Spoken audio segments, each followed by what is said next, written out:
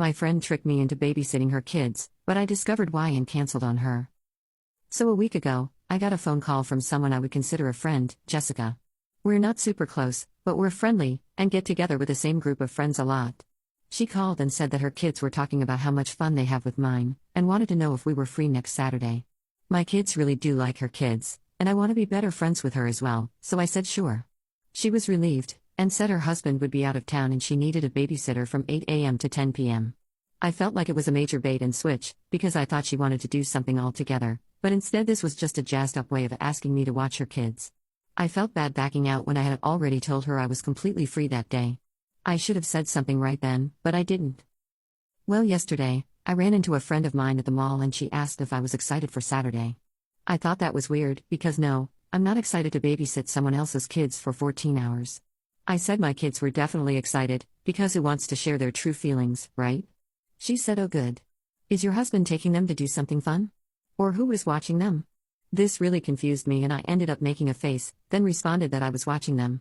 Suddenly she was the one looking confused and asked, oh, so you're not coming? Well, last week I didn't go to the end-of-year parent-teacher association meeting because I had just started my period and I felt crappy and didn't want to go. I guess after meeting, some friends went out to lunch. They decided to plan a big girls' day to relax before the kids are back home all day for the summer. Going to the city, shopping, pedicures, eating at nice restaurants, that kind of thing. When it was brought up that I would probably love to go too, my friend Jessica said she needed to talk to me about some PTA matters that I missed so. She told everyone that she would ring me to catch me up on what I missed, but Jessica decided to use me as her babysitter. So, I called Jessica and told her I wasn't aware of the girls' day at the time, and that I wouldn't be able to watch her kids after all. She asked if my husband could watch her kids too, which obviously was also a big fat no.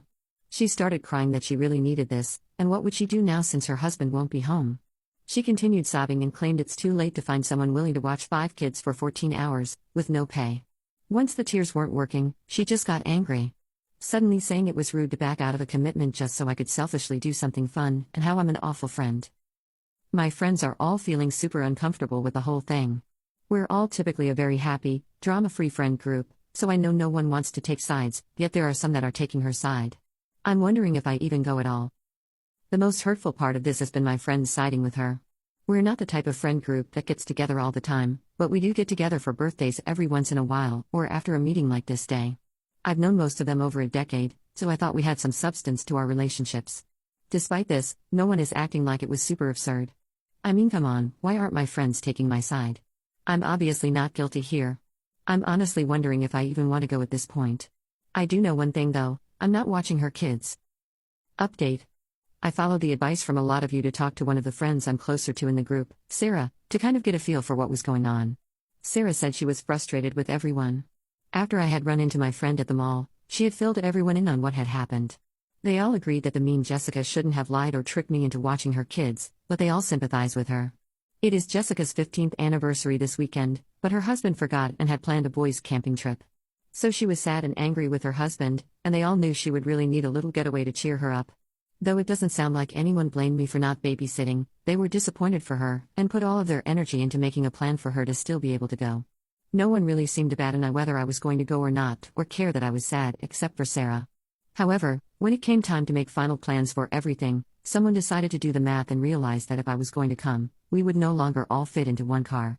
It's a 2-hour drive to the city, so taking one vehicle was definitely ideal. Sarah volunteered to drive her car and we would just take 2, but it all just felt so forced and so uncomfortable that I just ended up backing out. I have always known I'm not one of the most involved friends in the group, but I've known most of them for almost a decade, so I guess I thought there was more substance to our friendship than they all did. I don't think any of them have anything against me or dislike me, but I'm realizing I'm just not that important to them. It was pretty disappointing, and it definitely opened my eyes. So that all happened on Thursday, and I'm not gonna lie, I was pretty heartbroken by it all. The next day when my husband came home for lunch, he told me to hurry and pack an overnight bag, because he had booked a hotel room for me and my sister-in-law to go have our own girls' night. His mom and sister pulled up an hour later so his mom could watch the kids after my husband went back to work, and his sister, who is seriously just the best, and I had the best 24-hour getaway ever. Some people can be real jerks. I just feel so dang lucky that my husband and family aren't.